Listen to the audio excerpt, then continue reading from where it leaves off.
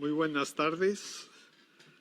Damos inicio a la reunión 2214 del Comité contra la Tortura y me es muy grato dar nuevamente la bienvenida a la delegación de la República Argentina para continuar con la reunión que iniciamos el día de ayer.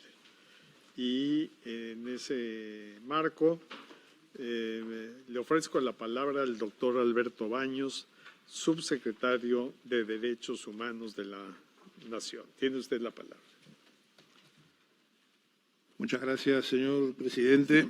Buenos días, buenas tardes a todos. Señor presidente, ha transcurrido 24 horas desde que suspendiéramos la audiencia de ayer y en ese lapso hemos podido corroborar simplemente algunas cuestiones que nos preocupan severamente. Ayer el Estado argentino fue sometido a una serie de interrogaciones. Nosotros requeríamos que se nos indicara la fuente porque se aludía genéricamente a información, a datos, a cuestiones que le habían hecho llegar. A poco que uno lee las preguntas, advierte que la fuente básicamente es el Centro de Estudios Legales y Sociales de la Argentina, está tomado casi al dictado. Y eso convierte a esas preguntas donde se afirman determinadas cuestiones sin ningún tipo de análisis previo en algo que consideramos que es inadmisible para nosotros. Básicamente, cuando en muchos de esos informes y muchos de esos datos a los que hicieron alusión los comisionados contienen datos falsos. Entonces, a poco que nosotros tengamos en consideración que el 10 de diciembre del 2023, a horas de haber asumido el presidente Milei la presidencia de la República Argentina, más de 100 organizaciones no gubernamentales, poco menos que se juramentaron hacer la vida imposible al gobierno argentino e ir a por todos los organismos internacionales denunciando y cuestionando las políticas públicas de la nueva gestión, podemos advertir la maniobra y la entidad de lo que esto representa. Vayamos al capítulo de Memoria, Verdad y Justicia. Se adujo que se han olvidado, que se han dejado de lado las políticas de memoria. Eso es falso.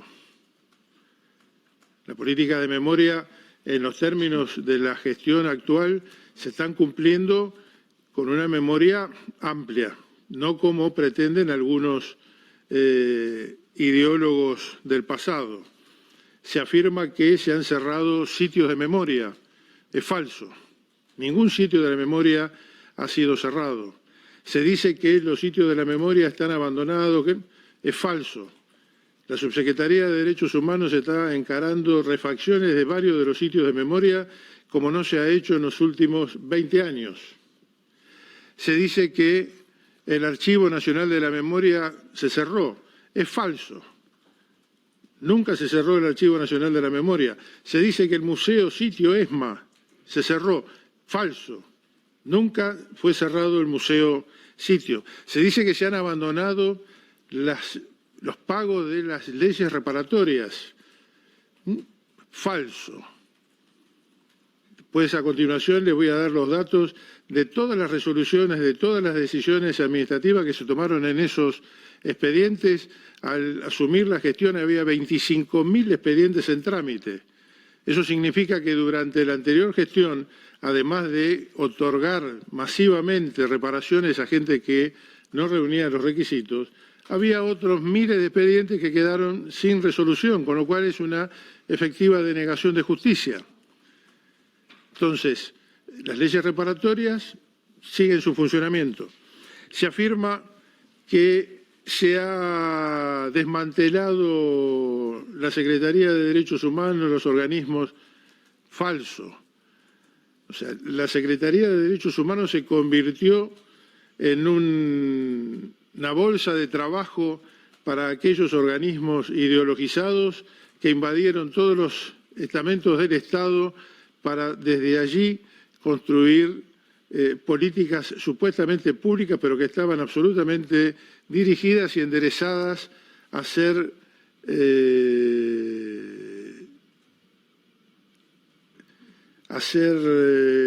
cómplices de los requerimientos ideológicos del momento. Se dice que se cuestiona la realización de esos actos de memoria. Falso también. Recuerden, el año pasado se organizó una marcha que salió desde la Secretaría de Derechos Humanos, se dirigió a la Plaza de Mayo, enclavada en el centro de la ciudad de Buenos Aires, donde tiene el asiento la Casa Rosada, el asiento del Poder Ejecutivo Nacional. Se construyó un escenario y desde el escenario, sin ningún tipo de eufemismo, se lo insultó directamente al presidente de la Nación y a algunos de sus ministros. Nadie reprimió ese acto por la memoria, supuestamente. Aquí de lo que se trata es que hay organismos que están advirtiendo que los negocios del pasado se acabaron. Lamentablemente, más allá de que a muchos no les guste, se hizo un negocio de la defensa de los derechos humanos y nosotros no lo vamos a tolerar. No van de la mano la corrupción y la defensa de los derechos humanos. La defensa de los derechos humanos sí, la corrupción, esta gestión es absolutamente intolerable. Nosotros vamos por un sistema de memoria completa, no soslayada, no sesgada. Ustedes tengan presente que en nuestro país, en la República Argentina, hubo más de 1000 muertos por la acción del terrorismo de las milicias guerrilleras. Más de 1000 muertos productos de atentados, acciones militares. Murieron integrantes de las Fuerzas Armadas, de las Fuerzas de Seguridad, diplomáticos, políticos, jueces, jóvenes y niños que fueron alcanzados por las erquilas de las bombas o el fuego de la metralla. Respecto de eso de poco más de 1000 muertos, no conocemos casi nada. Los hacedores de la memoria no lo han tenido en cuenta.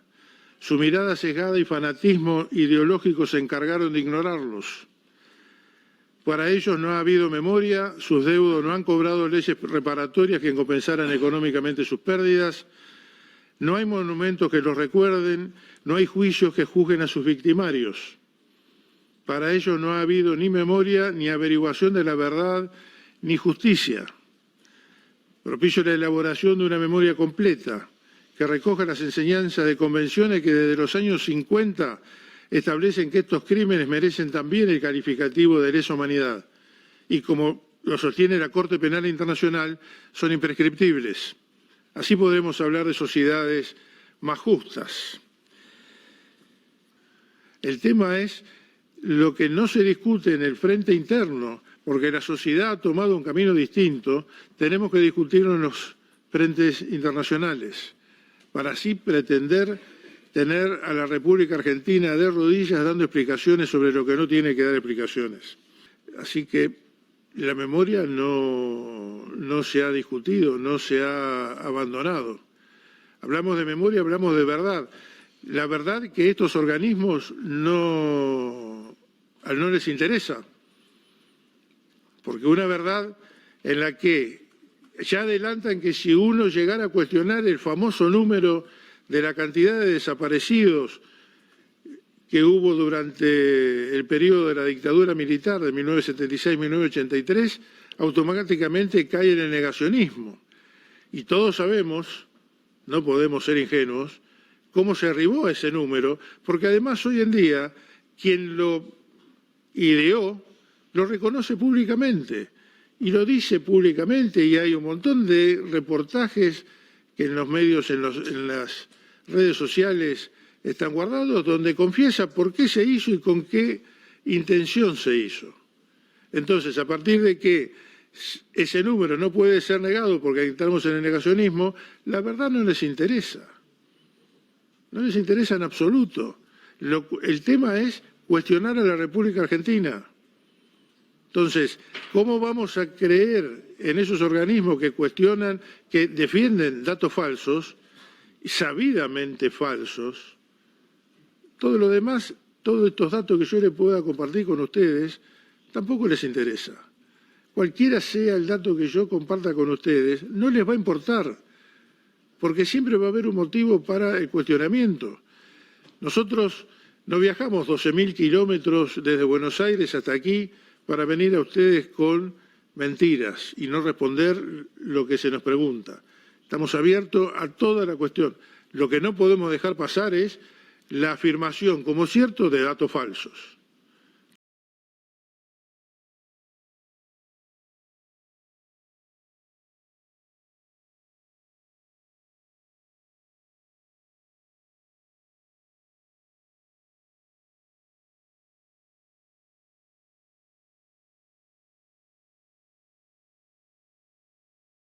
Que esto es lo que se hizo ayer. Hay un montón de situaciones que se manifestaron falsas y tengo la obligación funcional y como patriota de dejarlo absolutamente en claro, porque yo vengo a defender los intereses de la República Argentina.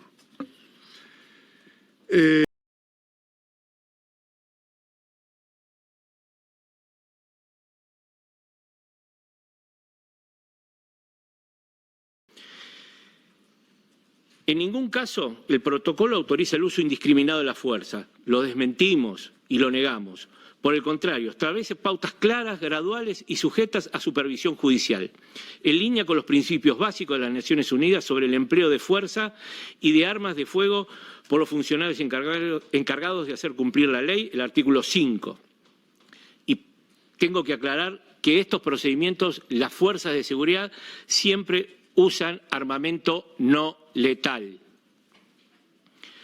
La comparación con norma de 1976, y acá está el ingrediente político, acá está, porque es, no quiero utilizar conceptos fuertes, pero técnicamente es una canallada, comparar el dictado de un gobierno democrático con normas que violaron flagrantemente los derechos de los argentinos. Eso no es así, no tiene nada que ver, no constituye, y asimilarlo realmente desde nuestro punto de vista, la República Argentina no lo va a permitir. En el marco del orden democrático, bajo control judicial parlamentario, y busca preservar tanto el derecho de protesta como los derechos de terceros. La Argentina reafirma que el derecho a la manifestación pacífica está plenamente garantizado. No quiero hacer ejemplos, pero hubo manifestaciones masivas sobre cuestiones universitarias, sobre marchas del orgullo gay, marchas cuestionando al gobierno. En la Argentina cualquiera se puede manifestar. Y por último, el 26 de octubre de este año, la persona que firmó el decreto se presentó a las elecciones en la República Argentina a cargo de senadora en la República Argentina, en la ciudad de Buenos Aires, donde llevaron adelante la mayoría de los piquetes y sacó el 51% de votos.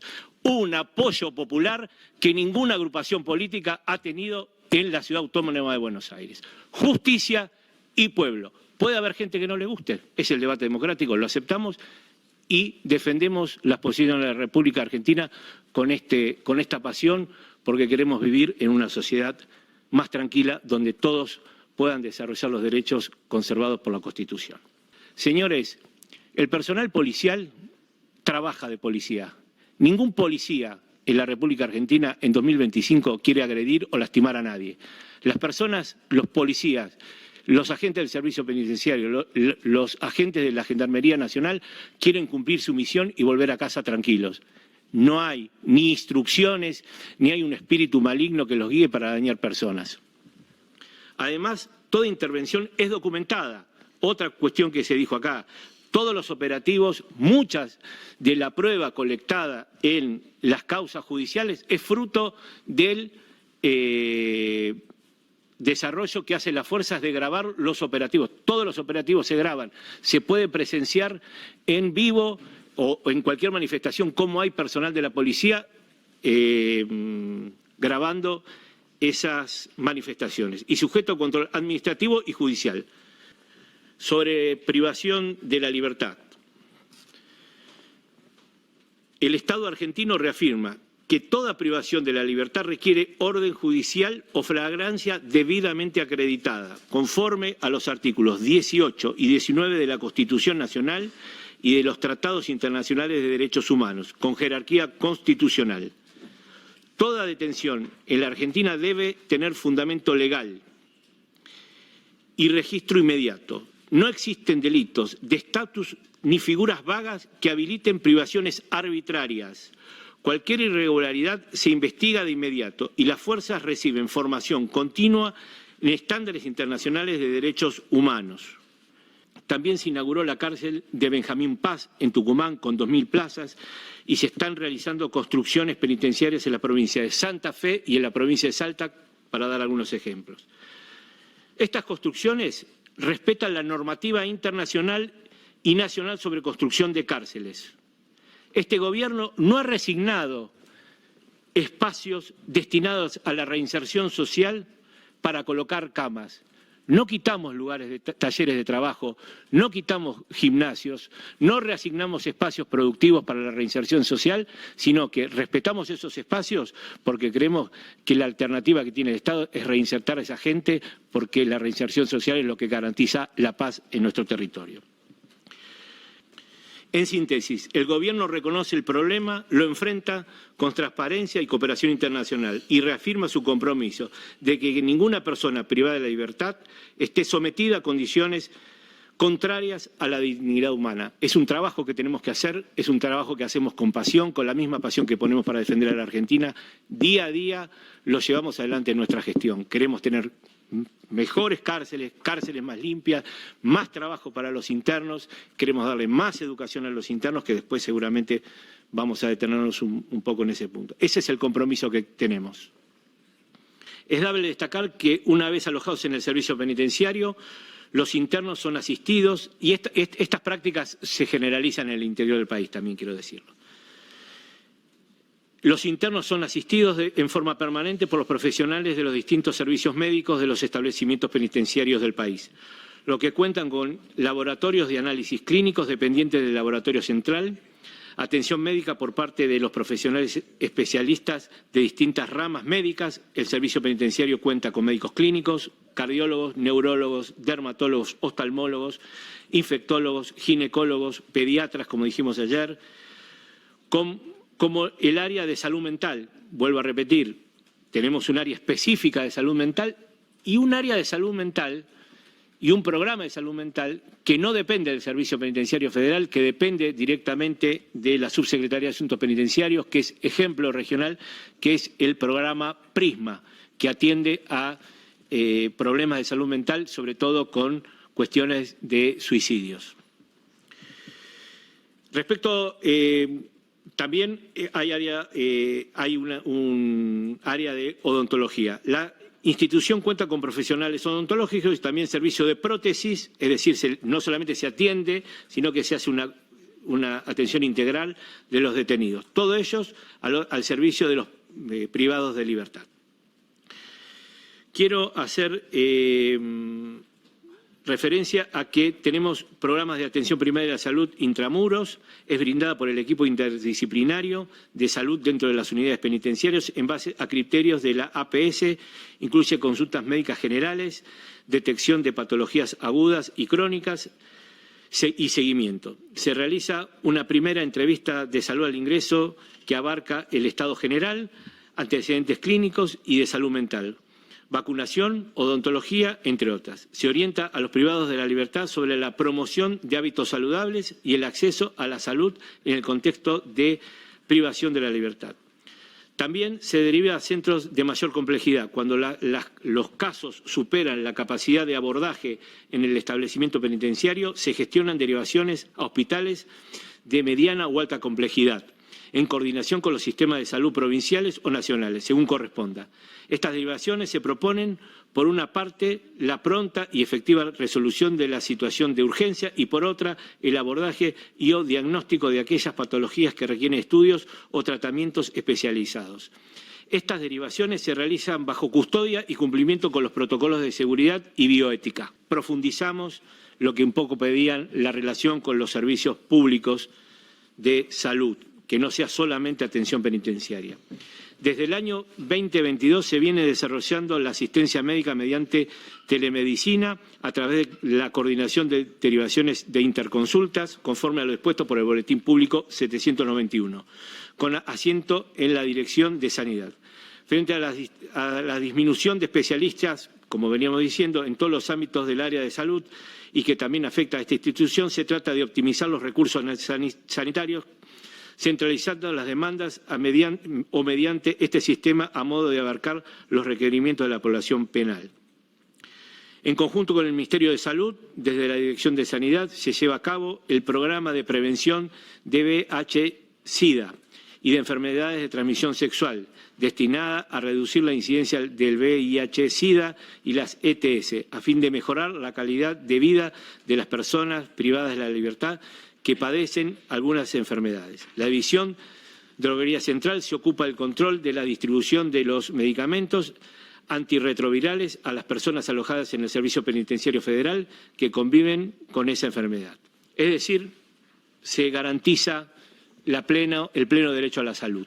En el marco de la Ley de Identidad de Género 26743, la Dirección de Sanidad desarrolla tratamientos hormonales para la afirmación de género. Esto implica la administración de hormonas para modificar los caracteres sexuales secundarios y lograr la apariencia física acorde al género autopercibido. Es decir, señora comisionada, tenemos un abordaje global de la salud.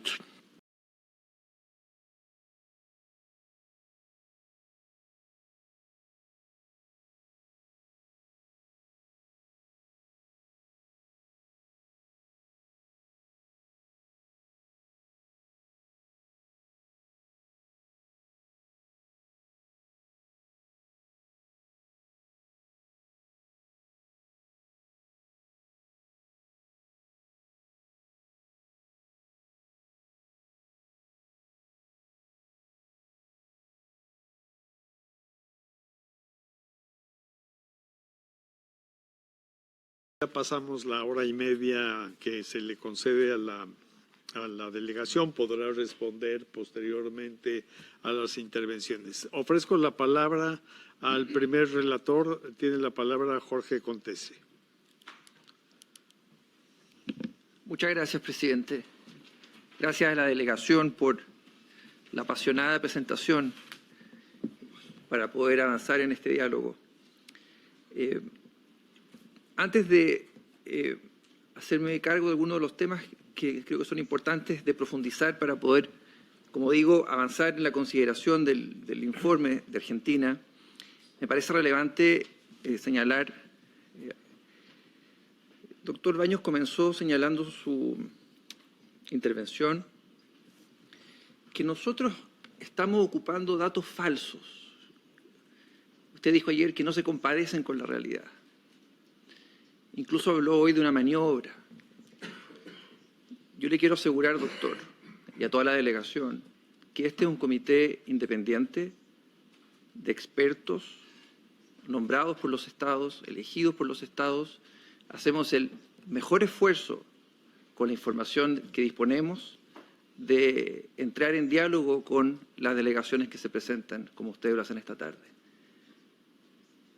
Las consideraciones de tipo político respecto de quién dice qué escapan el ámbito de competencia de este comité. Nosotros tenemos un mandato bajo la Convención de 1984 y, como digo, lo que hacemos es el mejor esfuerzo por cumplir con ese mandato.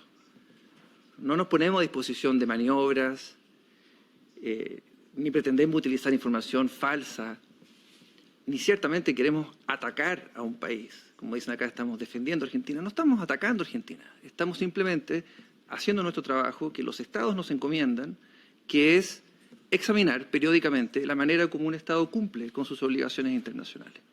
Quiero que eso quede muy claro porque me parece que se puede llevar a un equívoco si lo que se pretende es una función que el comité no tiene, ni pretende tener. Nosotros, doctor, lo que hacemos es recibir información, y la información que es pública, ustedes la han visto, está en la página web del comité. Más de 20 informes de 18 organizaciones de la sociedad civil. y numerosas organizaciones estatales, que como digo, están todas disponibles, y lo que hacemos en este ejercicio es someter esa información que nos ha llegado, que mucha de esa información es concordante, para ver qué es correcto, qué es incorrecto. Nosotros no hemos dado por bueno algo, como se ha señalado acá. Es muy importante que esto quede claro, porque es la forma como trabaja este comité. Cuando nosotros decíamos ayer, hemos recibido información, es para que ustedes nos digan, esa información es incorrecta. Nosotros no hemos dicho, en Argentina pasa tal cosa. Por eso nosotros somos abogados. Usted fue juez de la República. Usted sabe que las palabras son las herramientas de los abogados. Somos muy criteriosos y muy precisos en decir, hemos recibido información para darle a la delegación del Estado la posibilidad de decir, esa información que ustedes tienen es incorrecta y le vamos a explicar por qué es incorrecta. Por lo tanto, señor presidente, para mí es muy relevante que esto quede claro porque el objetivo de este diálogo, primero es un diálogo, y para que sea constructivo, entonces lo que tenemos que hacer es ambas partes de buena fe decir, mire, esto es lo que yo he revisado, y usted me dirá, ¿sabe qué, señor comité? Esto no es así, esto es distinto, y de esta manera podemos entonces construir la conversación. Si no, es muy difícil. Y quiero asegurarle, doctor, que cada una de las afirmaciones que nosotros hemos hecho, que pueden ser incorrectas, y para eso estamos en este diálogo, están sustentadas en información que, como digo, no es una organización, son más de 20 organizaciones, son numerosos informes, los hemos revisado todos para poder llegar lo mejor preparados a este espacio que nos brinda el sistema de Naciones Unidas. Y quiero aclarar, el doctor Curi ayer lamentó que mi visita a Buenos Aires, que por lo demás no fue una visita oficial, es muy importante decirlo, no fui a un evento académico organizado por el Comité, con la Oficina Regional de Naciones Unidas y el Centro de Derechos Humanos de la Universidad de Buenos Aires. Me hubiera encantado visitarlo de haber sabido, pero debo decir, según me indicaron los organizadores, que la Subsecretaría de Asuntos Penitenciarios recibió una invitación que no contestó. Hubiera sido fantástico para poder encontrarnos y quizás en una próxima oportunidad, como usted dijo, nos encantaría poder ver in situ, aunque no es la función principal de este comité, pero poder examinar in situ todo lo que acá, que es tan importante, se comenta. En este mismo contexto general, el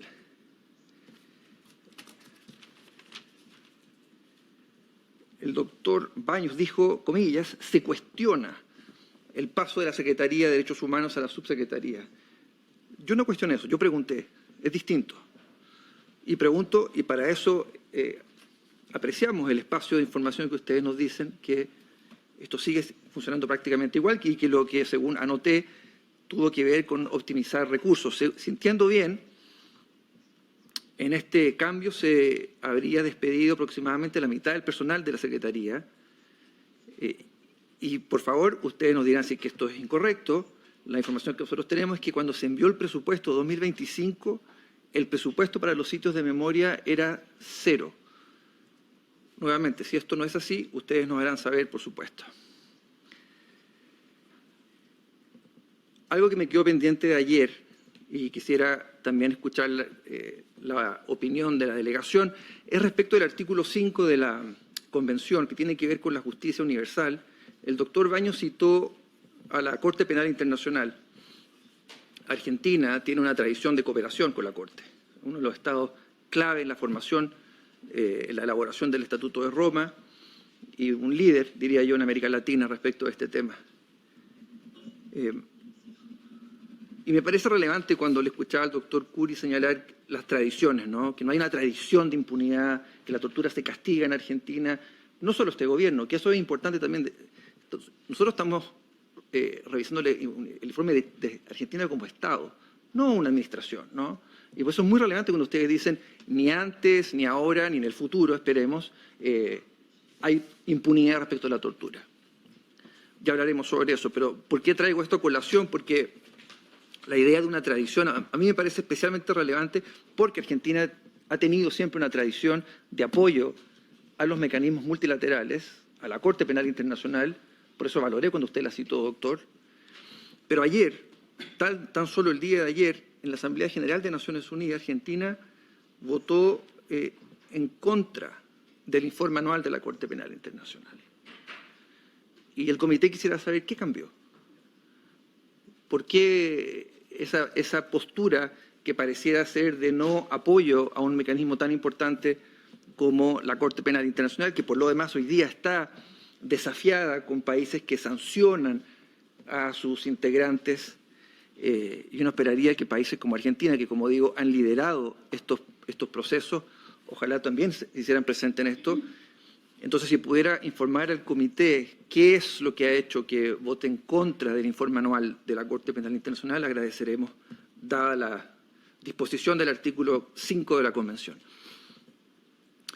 Presidente, permítame hacer algunas preguntas para aclarar mejor lo que tiene que ver con el protocolo antipiquetes, así llamado, ¿no?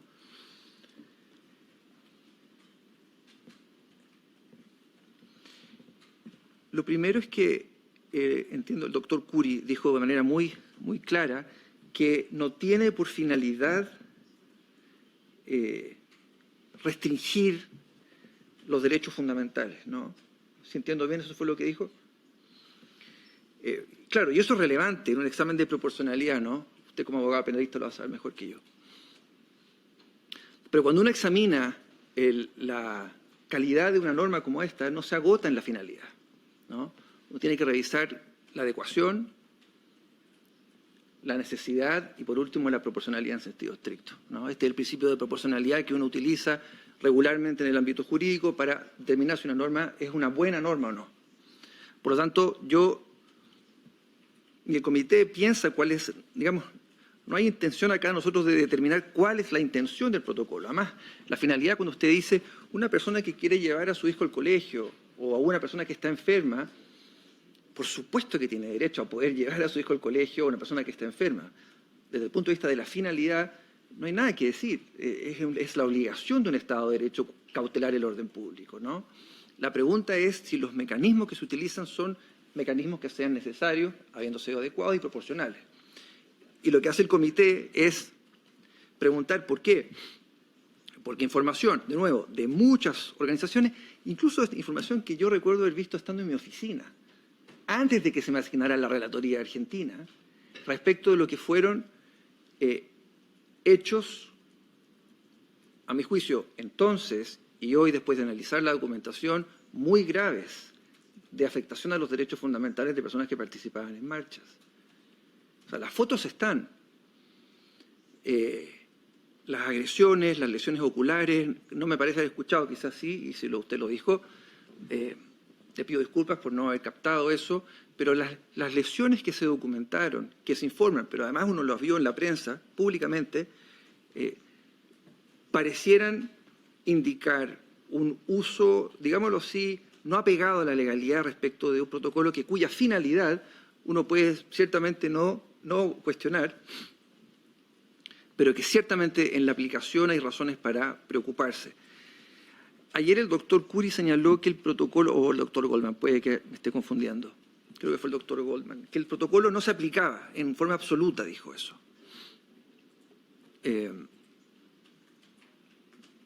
Y lo que el comité entiende es que efectivamente hay marchas en las cuales aparentemente el protocolo no se ha utilizado, pero que hubo marchas masivas como la de marzo de este año, donde sí se utilizó y fue una de las marchas donde hubo, como hecho público y notorio, actos de agresión por parte de las fuerzas de seguridad.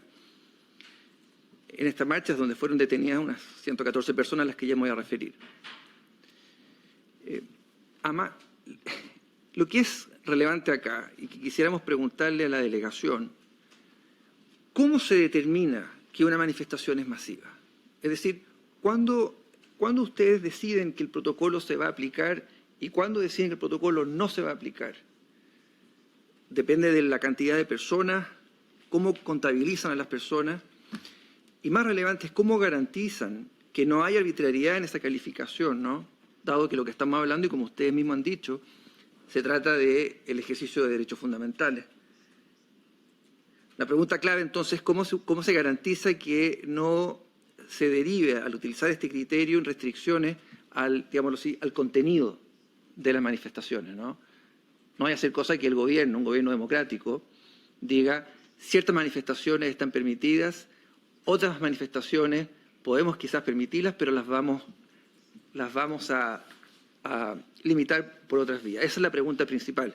Y de nuevo, doctor Curi, doctor Goldman, doctor Baños, son preguntas en el ánimo de poder escuchar sus respuestas para tener una mejor comprensión. Ahora, se dice muy categóricamente que se respeta el derecho a la protesta, ¿no? Que es un derecho fundamental garantizado por la Constitución Nacional de Argentina, tratados internacionales. Ayer no mencioné esto, me quedo pendiente y quisiera saber la opinión de la delegación. El Gobierno Nacional dictó una resolución, entiendo que es el 84-2024 del Ministerio de Capital Humano, que dispuso que personas que participaran en marchas perderían prestaciones sociales. Primero, saber si eso es así, si esa información es correcta o no, o también es un dato falso, según ustedes. Que en febrero de este año, el Juzgado Contencioso Administrativo Federal número 11 hizo lugar a una medida cautelar y suspendió parcialmente la aplicación de esta norma, al menos de estas dos normativas específicas. Esto lo vi en un post en redes sociales, entonces, para poder verificar no estar inundado por información que no sea correcta. Y el gobierno anuncia, cuando comunica esta información, comillas, la hace el juez avala que quienes alteran el orden público y obstaculizan el derecho de circulación puedan seguir cobrando planes sociales. El comité quisiera entender, respecto a esta pregunta general, ¿no?, del achicamiento del espacio público, del compromiso con la libertad de expresión de un gobierno democrático, ¿cómo se explica esto? ¿Cuál es la racionalidad que está detrás de esta resolución que pareciera pretender quitar beneficios sociales a alguien que participe de una marcha? Por ejemplo, si yo estoy en desacuerdo con una política pública, la que fuere, digamos el cambio de secretaría a subsecretaría de Derechos Humanos, por inventar algo, y recibo prestaciones del Estado, ¿puedo protestar sin el riesgo de que me quiten esas prestaciones? Porque si no puedo, digámoslo, o puedo, pero me las van a quitar, entonces el efecto inhibidor es evidente.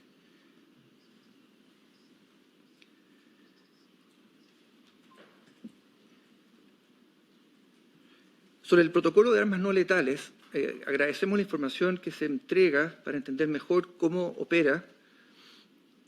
Lo que se dice es que se usa atendiendo al principio de proporcionalidad, que es muy relevante, por supuesto, que las personas, los agentes de seguridad reciben entrenamiento en derechos humanos de manera continua. Yo imagino que mi colega que analizó con detención ayer el tema de entrenamiento y capacitación se referirá. Simplemente la pregunta que quisiera hacer es ¿cómo miden exactamente el entrenamiento? Es decir, ¿cómo miden que las personas que están en entrenamiento efectivamente esas capacitaciones sean efectivas? Si nos pueden proveer información respecto de qué métricas o qué formas de evaluación, qué tipos de exámenes, que son por lo demás preguntas que hacemos regularmente a los estados, vamos a agradecer.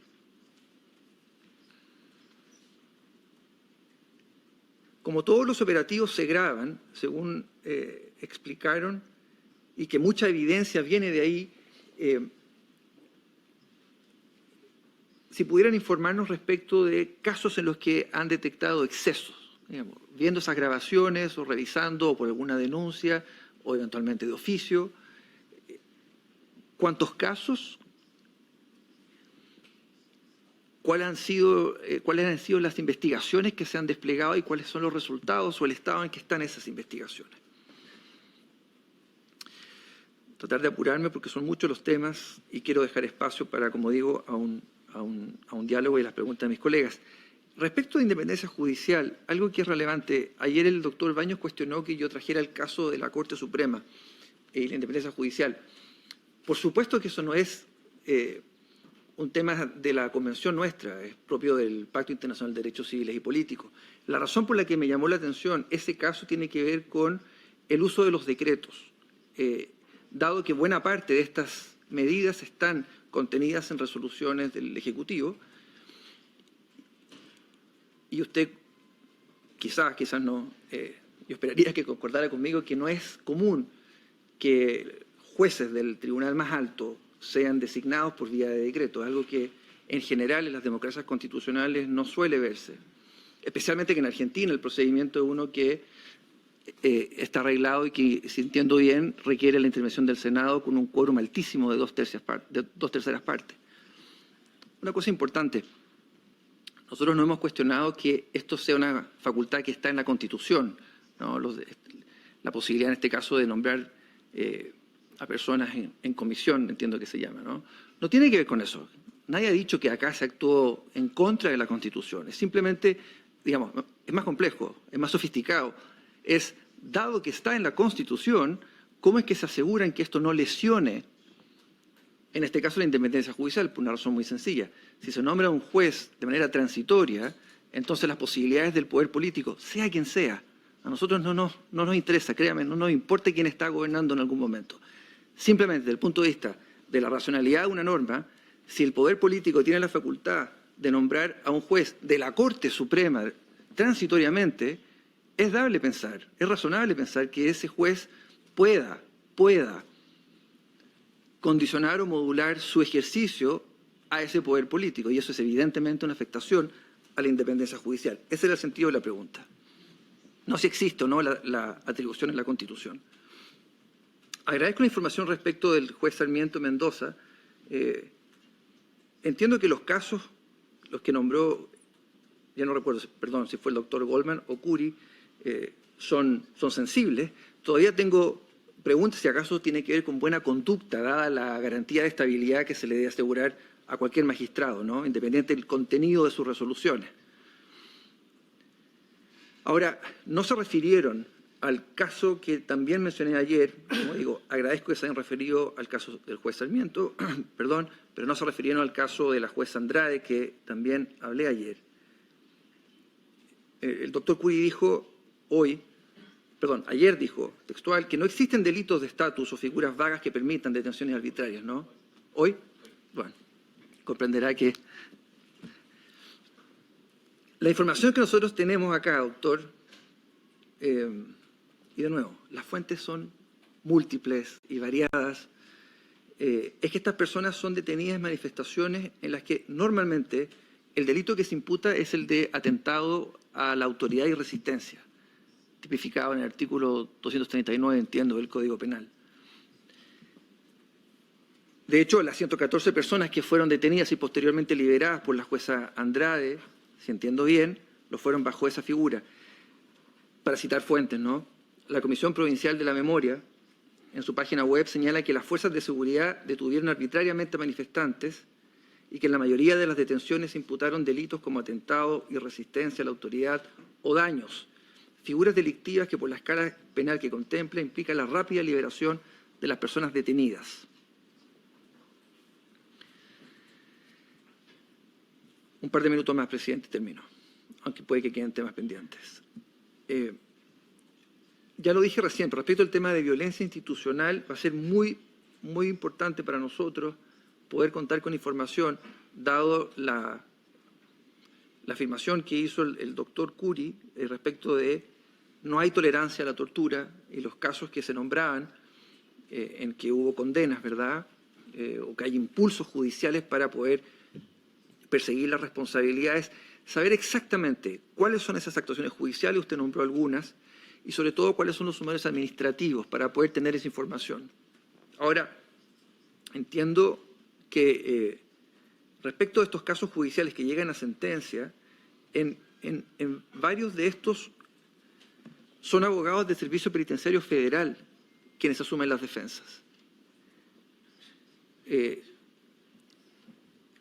Entiendo que Argentina cuenta con defensa pública. Entonces la pregunta es, y de nuevo, es una pregunta, no es una afirmación, si el hecho de que la defensa esté provista por el mismo Servicio Penitenciario Federal no genera un riesgo de defensa corporativa. Esto nuevamente es una pregunta rutinaria que nosotros hacemos en los estados cuando vemos situaciones en las que podría darse, digámoslo así, una falta de plena autonomía que garantice un ejercicio de defensa letrada. Voy a dejar hasta acá porque ya he ocupado suficiente tiempo, quedan algunos temas, pero como digo, prefiero que se abran las voces para poder continuar con la conversación. Gracias, presidente. Gracias. Tiene la palabra el señor Todd Buchwald.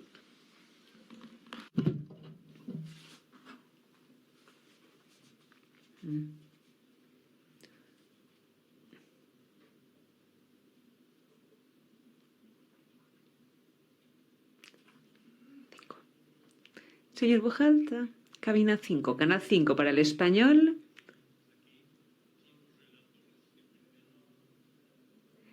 Canal 5 para la cabina española. Canal 5.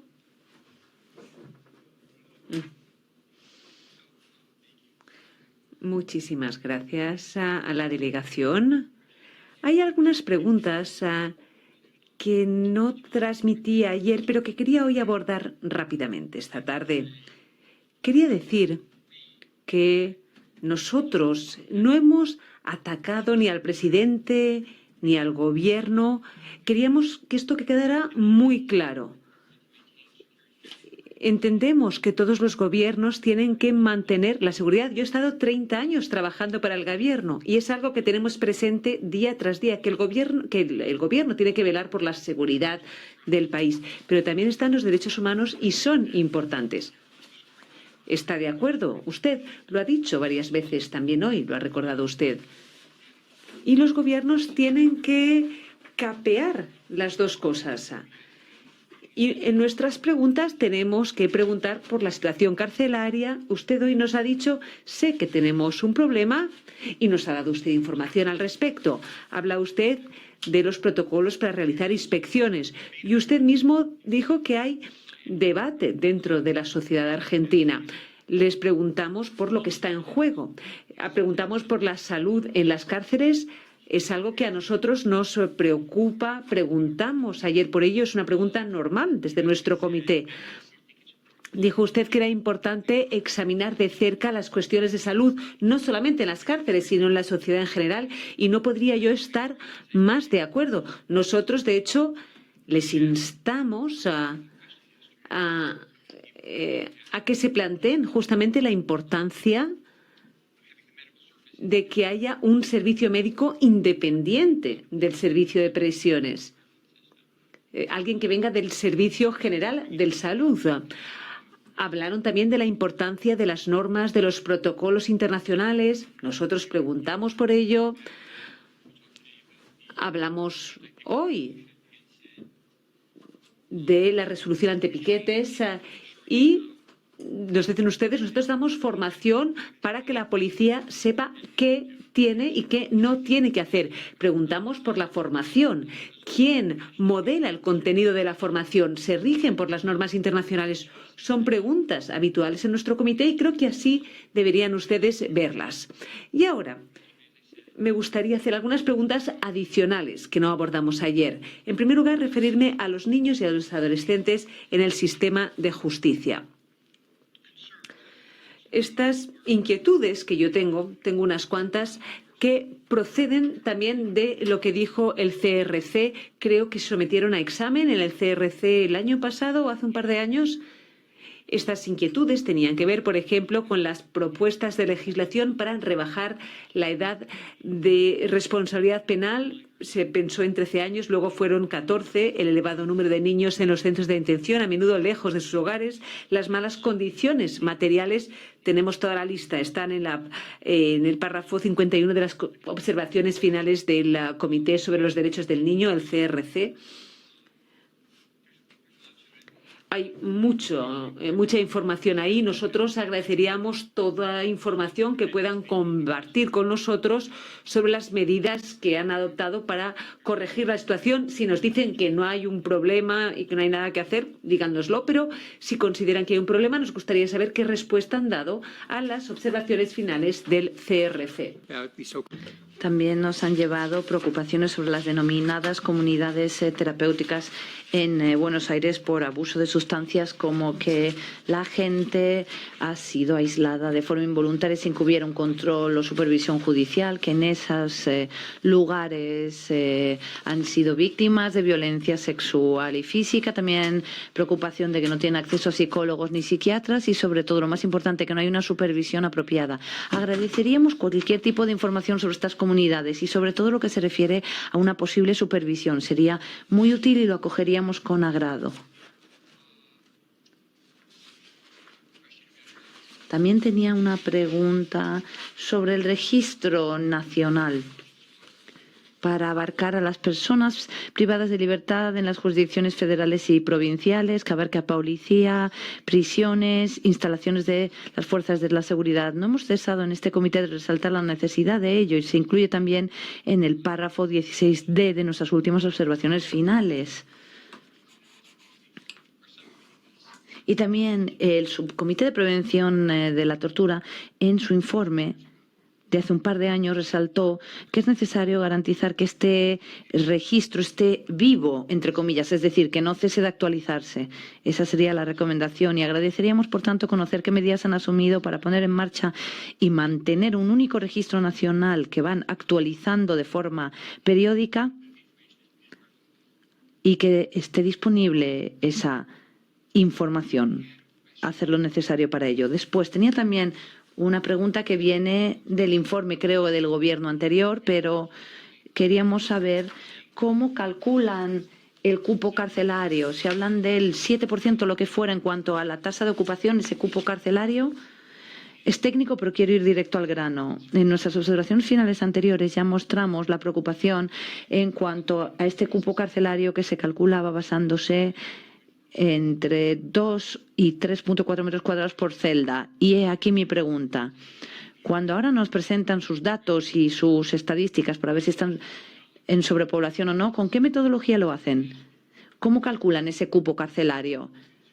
¿Qué metodología tienen o qué cifras en cuanto a los metros cuadrados por celda, por ejemplo?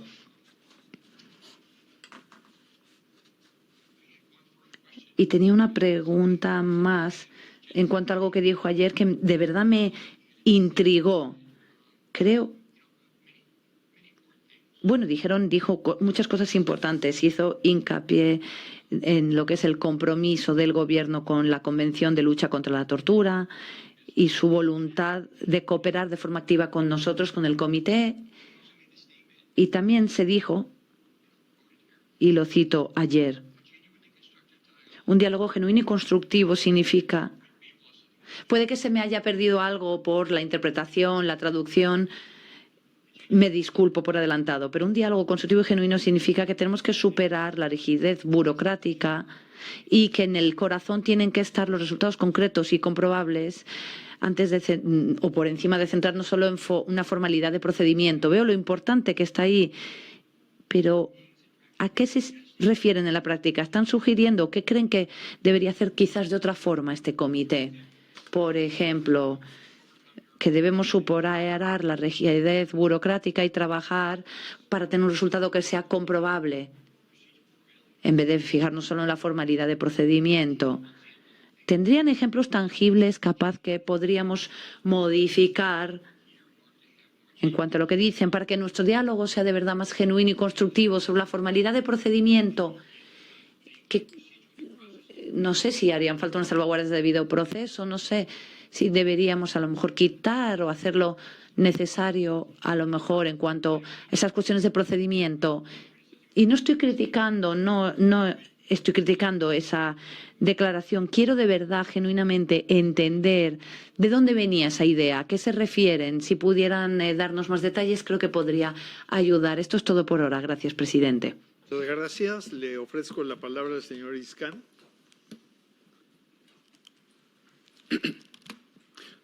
Thank you, Chair. Muchas gracias, estimado presidente. Antes de hacer más comentarios en cuanto a las respuestas sobre los particulares que comentan el día de ayer, quería completar brevemente las palabras del señor Contese en cuanto al fundamento y el funcionamiento de este comité. Lo primero, también comparto las palabras del señor Contese.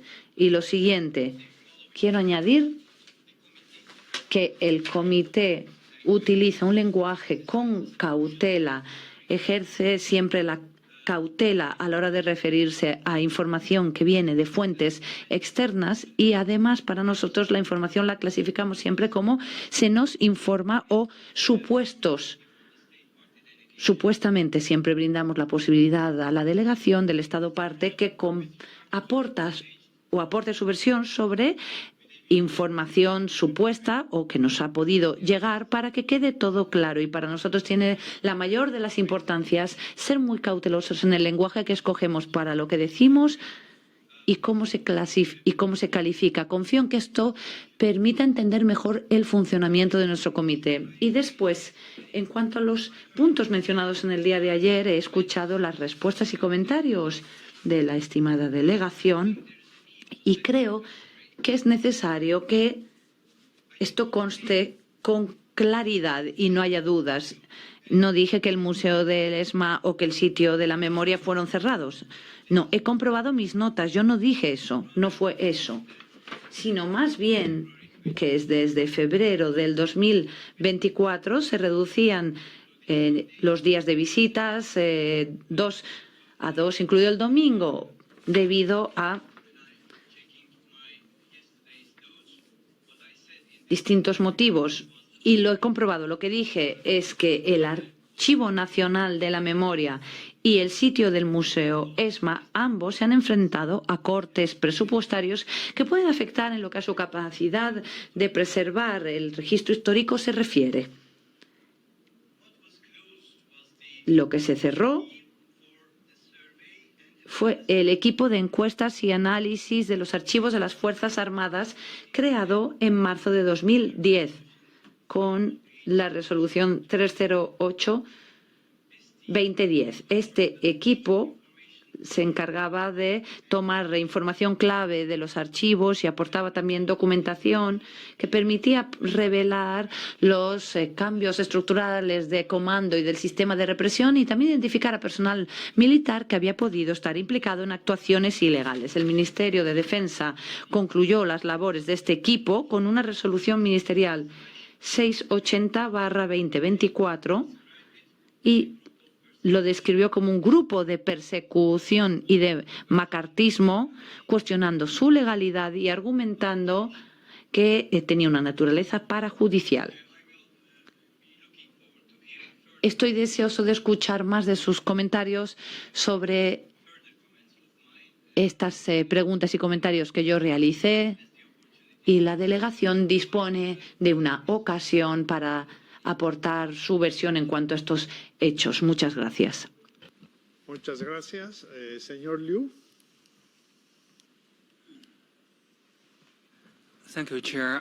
Muchísimas gracias, presidente. Agradezco también a la distinguida delegación de Argentina por sus detalladas respuestas sobre el tema de la trata de personas. Como dije en el día de ayer, es encomiable que las leyes, políticas y mecanismos que tiene el país, cómo se han puesto en marcha y pueden sentirse sumamente orgullosos de todo ello. Y de hecho, agradezco también lo que han citado en cuanto al informe de Estados Unidos, donde se reconocen los logros efectivamente en ese informe de Estado, pero también resalta que ha habido muy pocas sentencias, muy pocas personas condenadas y muy pocos casos.